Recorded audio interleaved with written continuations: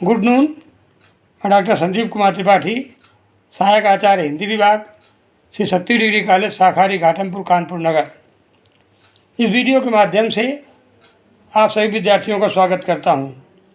आज के इस वीडियो में हम सभी BA द्वितीय वर्ष हिंदी भाषा के पाठ्यक्रम में सम्मिलित द्वितीय प्रश्न पत्र में शामिल स्वर्ग में विचार सभा का आयोजन नामक व्यंग्य विधा पर सार रूप में चर्चा कर अध्ययन करेंगे। वस्तुतः स्वर्ग में विचार सभा का जो आयोजन नामक व्यंग्य विधा शीर्षक रचना है वह भारतेंदु युग के प्रवर्तक भारतेंदु हरिश्चंद्र द्वारा लिखित है। उन्होंने अपनी गद्य रचनाओं में व्यंग्य का जो समावेश है वह प्रभुत मात्रा में किया है। अंधेर नगरी में जहाँ उन्होंने अंग्रेजी शासन के विविध पक्षों पर व्यंग्य किया, वहीं भारत दुर्दशा वैदिकी हिंसा न भवति में भी व्यंग्य का उन्होंने आश्रय लिया है। स्वर्ग में विचार सभा का आयोजन नामक जो व्यंग्य रचना है उसके सार को निम्नलिखित शीर्षकों में प्रस्तुत किया जा सकता है, जैसा कि आपके स्क्रीन पर 8 बिंदुओं के अंतर्गत वह शीर्षक दिख रहे हैं। पहला है स्वर्ग में दो दल। स्वामी दयानंद सरस्वती और केशव चंद्र सेन जैसे समाज सुधारकों के स्वर्ग में जाने से बड़ा बखेड़ा मच गया।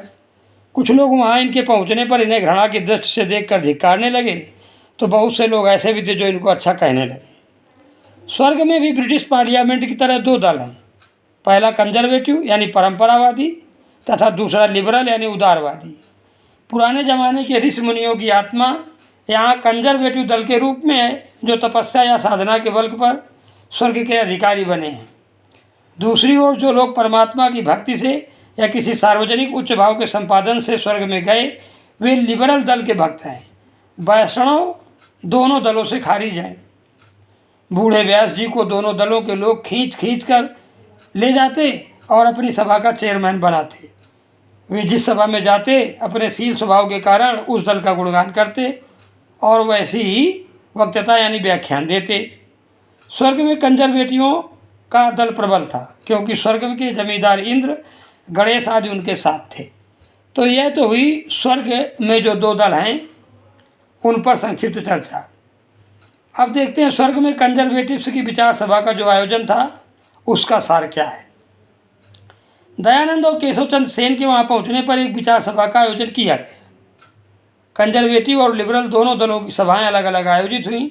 कंजर्वेटिवों ने स्वामी दयानंद के स्वर्ग में आने का विरोध करते हुए तर्क दिए कि इन्होंने पुराणों का खंडन किया, मूर्ति पूजा का खंडन किया, वेदों का उल्टा सीधा अर्थ किया, देवताओं का अस्तित्व मिटाना चाहा और अंत में सन्यासी होकर अपने को जलवा लिया यानी दाह संस्कार करवाया। ऐसे मनुष्य की आत्मा को स्वर्ग में स्थान नहीं मिल सकता जिसने आर्यावर्त को धर्म विमुख कर दिया हो। केशव चंद्र सेन के स्वर्ग प्रवास पर आपत्ति करते हुए स्वर्ग में कहा गया, इसने सारे भारतवर्ष का सत्यानाश कर दिया, वेद पुराण सबको मिटाया, क्रिस्तान मुसलमान सबको हिंदू बनाया, खान पान का विचार न किया, शराब की नदी बहाई। हाय हाय, ऐसी आत्मा वैकुंठ में कैसे जा सकती है। कंजर्वेटिव दल में देवताओं के साथ साथ याज्ञवल्क्य, नारायण भट्ट, रघुनंदन भट्टाचार्य, मंडन मिश्र जैसे स्मृतिकारों के साथ साथ शिया मुसलमानों के धर्माचार्य भी थे। तो इस प्रकार हमने देखा कंजर्वेटिवों की जो विचार सभा थी उसमें किस प्रकार से चर्चा चल रही थी। अब आता है कि स्वर्ग में जो लिबरलों की विचार सभा थी उसका सार क्या है। लिबरल लोगों की सभा में दो दल हो गए। एक वे जो केशव चंद्र सेन के प्रशंसक थे, दूसरे वे जो दयानंद के प्रशंसक थे। दयानंद के समर्थन में तर्क देने वाले कहते कि उन्होंने आर्यावर्त की मौन इंद्रा को भंग किया, हजारों मूर्खों को ब्राह्मणों के फंदे से छुड़ाया, वेदों में रेल तार कचहरी खेती आदि बातें दिखाकर आर्यों की नाक बचा ली। तो दूसरे पक्ष के लोग केशव चंद्र सेन को साधुवाद देते हुए कहते, तुम साक्षात केशव अर्थात भगवान हो, तुमने बंग देश को क्रिस्तान बनने से रोक दिया, ज्ञान और कर्म का निरादर करके तुमने परमेश्वर के निर्मल भक्ति मार्ग को प्रचलित किया। लिबरल दल में चैतन्य, दादू, नानक, कबीर आदि भक्त और कुछ ज्ञानी लोग थे। इन भक्तों पर कंजर्वेटिवों ने बहुत आक्षेप किए, किंतु अंत में वे दल भी इन व्यक्ति लिबरलों में मिल गए।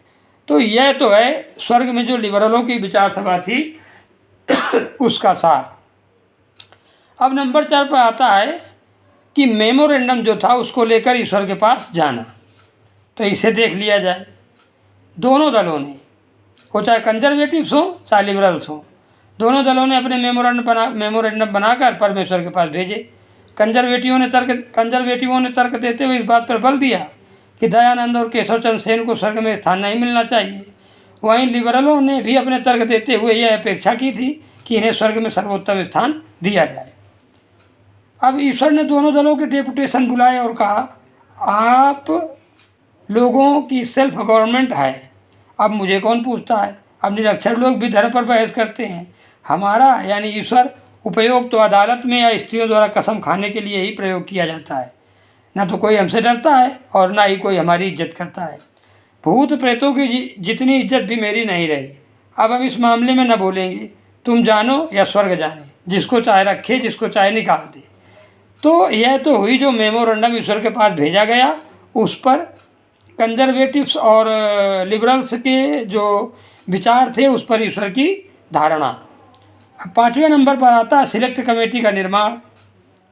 ईश्वर की ऐसी बातें सुनकर डेपुटेशन के लोग डर गए, किंतु किसी तरह जब ईश्वर का रोष शांत हुआ तो परमेश्वर ने इस विषय पर विचार करने हेतु एक सिलेक्ट कमेटी बना दी, जिसमें राजा राम मोहन राय, व्यासदेव, टोडरमल, कबीर, एक इमाम, क्रिस्तानी स्वर्ग से लूथर, जैनी वर्ग से पारसनाथ, बौद्धों से नागार्जुन और अफ्रीका से सिटोवायो के बाप को एक्स ऑफिसियो मेंबर बनाया गया। हरक्यूलिस, जिसे हम रोम के देवता के नाम से जानते हैं, और जरथुस्त्र, जो पारसियों के देवता हैं, को ऑनरेरी मेंबर बनाया गया। और यह ताकीद कर दी गई कि समाचार पत्रों के एडिटरों को आपकी कार्रवाई रिपोर्ट की भनक भी नहीं लगनी चाहिए जब तक आपकी रिपोर्ट हम पढ़ न लें, नहीं तो वे टाएं टाएं मचा देंगे। तो इस प्रकार सिलेक्ट कमेटी का जो ईश्वर ने निर्माण किया, उसके जो ऑनरेबल मेंबर बनाए और उनको जो सावधानियां या ताकीद किए। अब आता है सिलेक्ट कमेटी का निर्णय। सिलेक्ट कमेटी के कई अधिवेशन हुए, जिनमें तर्कों एवं कागज पत्रों की जांच पड़ताल की गई। अंत में कमेटी ने रिपोर्ट पेश की। उसका सार यह था कि हम लोगों ने इच्छा न होते हुए भी प्रभु की आज्ञा अनुसार इस विषय संबंधित कागज पत्र देखे और इस निष्कर्ष पर पहुँचे कि दोनों पुरुषों ने प्रभु की मंगलमय सृष्टि में कोई विघ्न उपस्थित नहीं किया, वरन उसमें सुख संतोष में वृद्धि करने का प्रयास किया है। जिन कुरीतियों के साथ लाखों स्त्रियाँ कुमार्गामी हो जाती हैं, उस नृशंस रीति को समाप्त करने हेतु इन्होंने परिश्रम किया। विधवा विवाह को प्रोत्साहन देकर इन्होंने कोई अपराध नहीं किया। इन्होंने आर्य जाति की कुरीतियों को दूर करने का भरसक प्रयास किया। जो व्यक्ति लालच के कारण मुसलमान या क्रिश्चियन बन गया, उसे हिंदू धर्म में पुनः शुद्ध कर लेने की जो प्रथा इन्होंने चलाई, वह भी प्रशंसनीय है। सबसे बड़ा कार्य इन्होंने यह किया कि समस्त आर्यावर्त भूत प्रेत तंत्र मंत्र जादू टोना औलिया आदि के वशीभूत हो रहा था, उससे लोगों को मुक्त करके इन्होंने प्रभु की भक्ति पर बल दिया। अपने व्याख्यान के बल पर लोगों का अज्ञान मिटाकर आर्यावर्त को प्रभु के प्रति लायल कर दिया। अब 7वां विषय या शीर्षक आता है दयानंद और केशव चंद्र सेन का अंतर। सिलेक्ट कमेटी ने दोनों महापुरुषों के अंतर पर प्रकाश डालते हुए बताया कि दयानंद की दृष्टि अपनी प्रसिद्धि पर अधिक रही। पहले उन्होंने भागवत का खंडन किया, फिर सब पुराणों का, कई ग्रंथों को मान्य किया और कई का विरोध किया। पहले दिगंबर मिट्टी पोते महात्मा थे, फिर वस्त्र धारण किए। उन्होंने जो भाष्य किए उनमें रेल तार आदि नए आविष्कारों को पहले ही वेदों में आविष्कृत किया हुआ जबरदस्ती बताया। संस्कृत विद्या को भली भांति न जानने वाले ही इनके अनुयायी बने, किंतु केशव ने विरुद्ध जाल को काट कर नया पथ प्रशस्त किया। उनकी भक्ति ने लोगों के चित्त को आर्द्र कर दिया, यानी नम कर दिया। वह लोगों में यद्यपि शराब मांस का प्रचलन है, किंतु इसमें केशव चंद्र शरण का कोई दोष नहीं है। अपनी अंतिम अवस्था में उसके चित्त की कुछ दुर्बलता प्रकट हुई है, किंतु वह एक प्रकार का उन्माद था। केशव चंद्र सेन का मृत्यु के बाद सारे संसार में जो आदर हुआ, वो मृत्यु के बाद दयानंद का नहीं हुआ। इस रिपोर्ट पर क्रोधित होकर विदेशी मेंबरों ने हस्ताक्षर नहीं किए। इस पर ईश्वर ने क्या निर्णय दिया, यह तो तभी पता चलेगा जब हम में या आप में से कोई वहाँ अर्थात स्वर्ग जाएगा। अब इसका अंतिम जो शीर्षक है वह रचना में निहित व्यंग। वास्तव में लेखक यानी भारतेंदु जी ने इस रचना के माध्यम से भारतीय सामाजिक व्यवस्था के उद्धारकों पर जो व्यंग किया है, वह इस प्रकार है। इस रचना में भारतेंदु जी ने अपने समय के दो प्रसिद्ध समाज सुधारकों एवं धर्म प्रचारकों केशव चंद्र सेन एवं दयानंद सरस्वती की क्रियाकलापों की समीक्षा मनोरंजक ढंग से व्यंग्यपूर्ण शैली में की है। दयानंद सरस्वती एवं केशव चंद्र सेन के कुछ लोग कट्टर समर्थक थे तो कुछ लोग कट्टर आलोचक। केवल इस संसार में ही नहीं, अपितु मरने के बाद जब वे स्वर्ग में पहुँचे तो वहाँ भी उनके समर्थक एवं विरोधी दो दल बन गए, जिन्हें लेखक ने ब्रिटिश पार्लियामेंट के दलों लिबरल एवं कंजर्वेटिव का नाम दिया। किस तरह से दोनों दलों ने अपने अपने तर्क दिए, किस तरह उनका डेपुटेशन ईश्वर से मिला, किस तरह ईश्वर ने अपना रोष प्रकट किया और फिर सेलेक्ट कमेटी का निर्माण कर रिपोर्ट देने के लिए कहा, और फिर उस रिपोर्ट का क्या हुआ, इस पर व्यंग्यपूर्ण शैली में यहाँ प्रकाश डाला गया है। कमेटियाँ बनती हैं, बहस चलती रहती है और वर्षों बाद जब रिपोर्ट आती है तब भी उस पर कोई कार्रवाई नहीं होती। संसदीय लोकतंत्र की इसी विडंबना को यहाँ भारतेंदु जी ने व्यंग्य के माध्यम से उजागर किया है। अखबारों के संवाददाता और संपादक किस तरह इस जुगाड़ में रहते हैं कि कोई रिपोर्ट आने से पहले ही लीक कर दी जाए जिससे उनके पत्र की बिक्री बढ़ सके, इसकी ओर भी यहाँ संकेत किया गया है।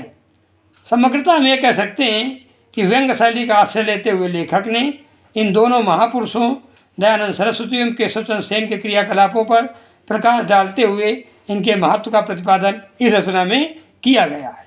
तो यह तो हुई भारतेंदु हरिश्चंद्र कृत स्वर्ग में विचार सभा का आयोजन शीर्षक व्यंग्य विधा के पाठ पर सार रूप में या संक्षिप्त रूप में चर्चा।